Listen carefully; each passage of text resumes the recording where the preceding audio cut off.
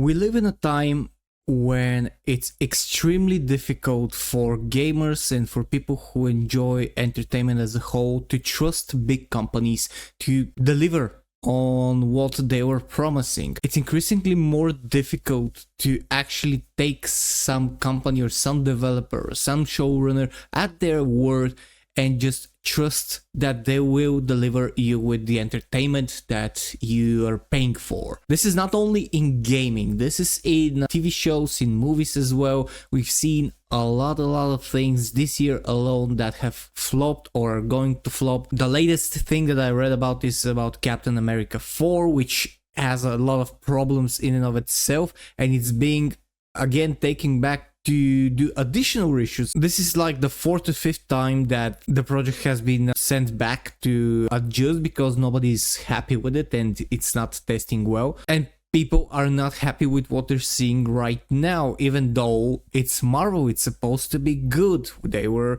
a lot of times that when something new from Marvel came along, people ate it up like hot bread, and just consumed it, and it was good, it was entertaining. Even if it was not always the same level of entertainment, it was still good enough. Same with gaming. We used to just trust the big game developers to see the trailers and to know that what they're doing is in favor of entertainment and in the name of making the gamers happy and having them play and buy even the additional stuff, the DLCs, spend times playing the games, enjoying what they have been given. And that was the thought that was being put into when someone was making a game from any franchise. That's how the biggest games in recent history were developed. The Assassin's Creed franchise, the Dragon Age franchise, the Witcher franchise, the Blizzard World of Warcraft, StarCraft, those were all great instances in games, having always upgrading upon the previous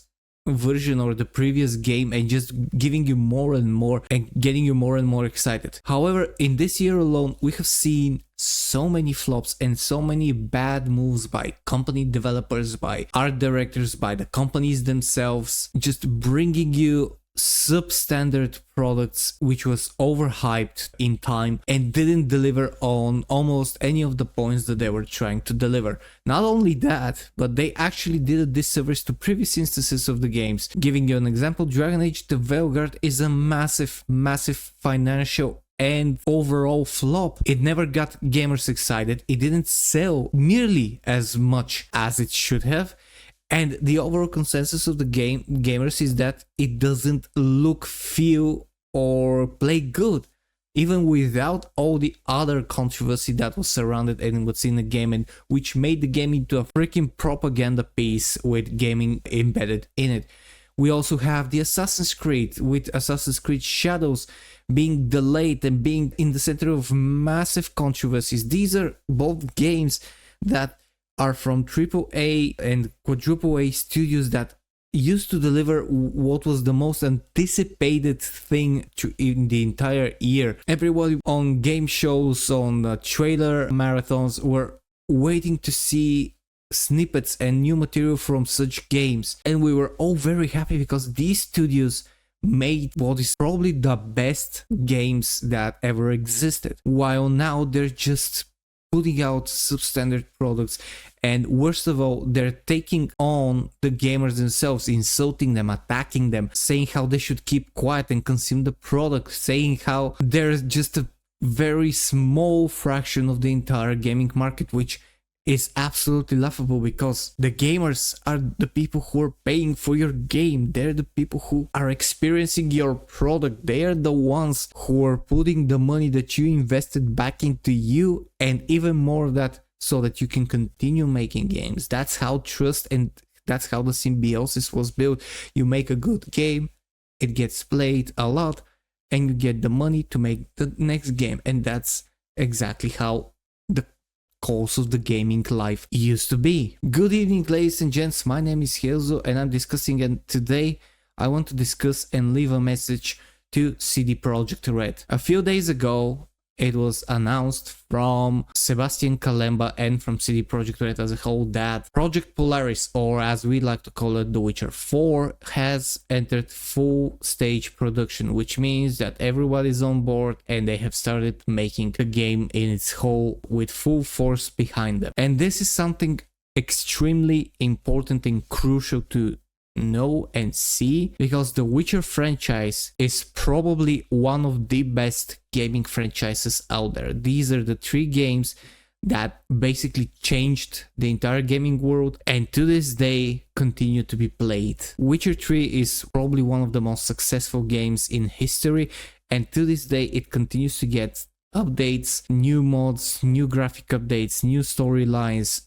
It has an outstanding community presence that is unwavering. It has hundreds of hours of playability and replayability. It is absolutely beautiful. It has amazing music, amazing fight scenes, amazing conversations. Everyone who voiced anything out there is extremely talented, and you can just feel that they put their heart and soul into doing what they were hired to do. And when you have that formula, when you have all those things into a game, it becomes timeless. Witcher 3 is 9 years old, going on 10, and it's still to this day one of the more played games in existence. CD Projekt Red also broke a lot of records and gained a massive community for their next game, which is Cyberpunk 2077, which did have a very rocky start but has since then become again a very popular game and something that is looked forward from a massive amounts of people. And here is where my message comes from for CD Projekt Red as a whole. Now I've read a lot of news articles over the past few days about what they're planning, what they have said, how they were going to approach it, and the consensus is that they're at least convinced that they're going to make it bigger and better than Witcher 3, which, if we lived in a different times than the one I mentioned in the beginning of the video, would have been amazing, with everyone who would have lost their absolute fucking minds to just know that this is happening and be like, yes, finally we're getting it, we have been waiting for so long, and just be happy and thrilled and anxiously waiting for more news to come. However, today's landscape, as I mentioned in the beginning of the video, is not like that.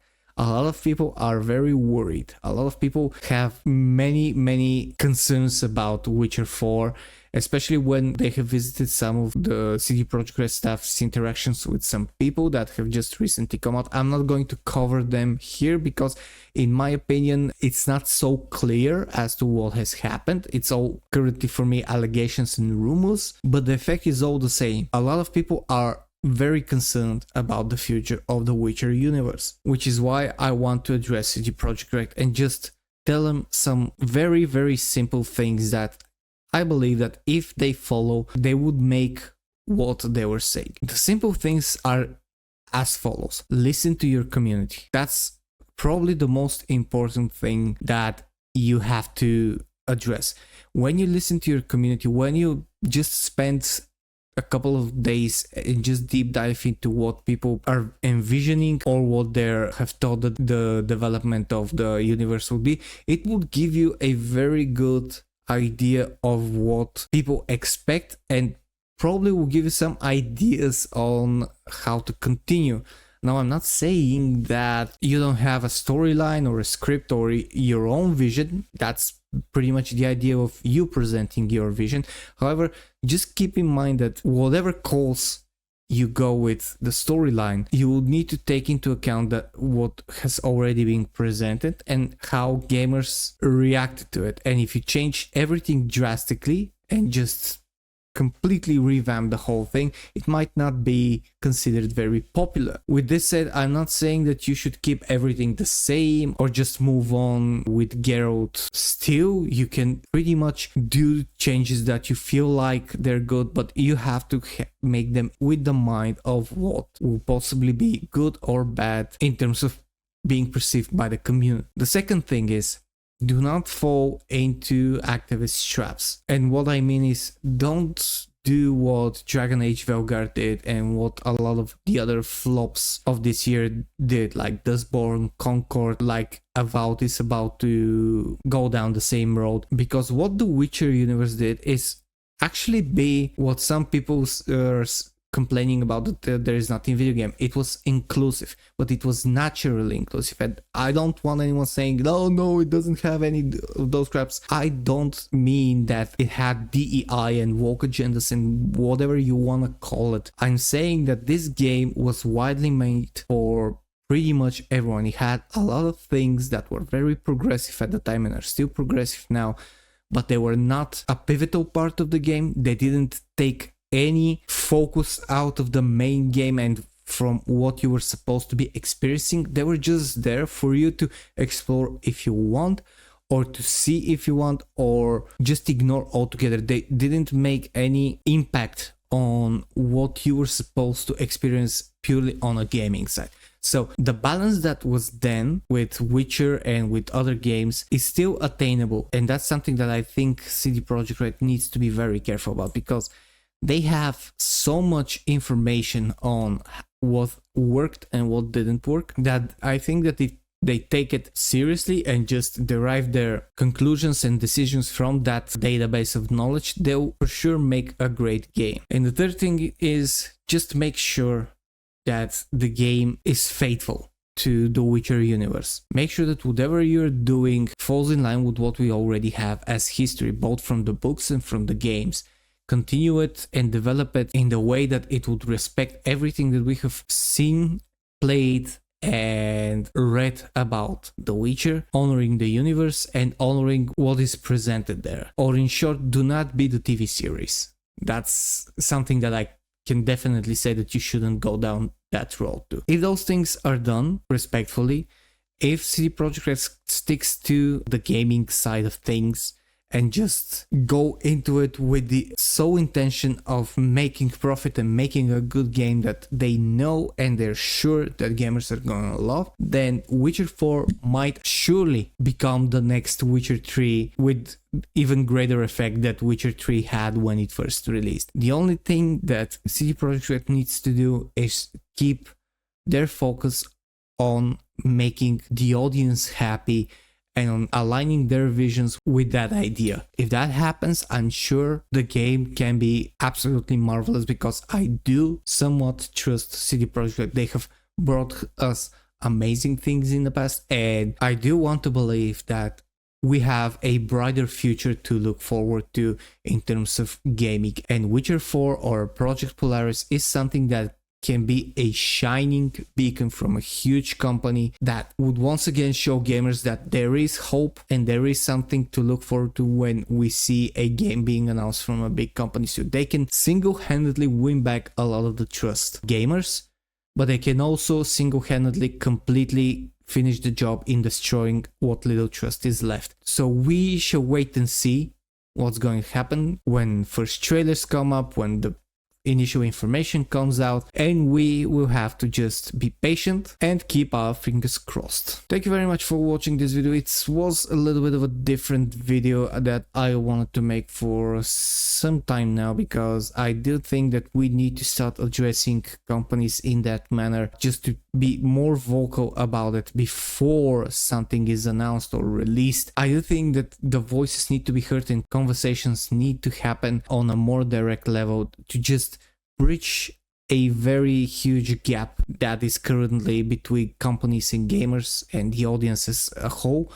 So if somehow this video helps start something like that, I'll be most happy, and I do hope that what I said here today will have somewhat, at least a small positive effect. And yeah, that's all I have for today. So if you enjoyed this video, please click the like and subscribe button on my channel, and also click the join button to join one of the tiers in the DiscussThing guild. I have awesome perks that I have added, and I will be adding more very soon. And in addition, if you want to support me and my wife in our attempts to help homeless animals and animals in shelters, visit the Patreon link in the description below. There are several tiers there. Every bit of help is much appreciated because it helps us feed the animals, provide them with housing, with veterinary care, and with even warm clothes for their houses. Thank you very much for watching. My name is Kyozo, I'm DiscussThing, and I'll see you guys in the next video. Cheers and stay fresh.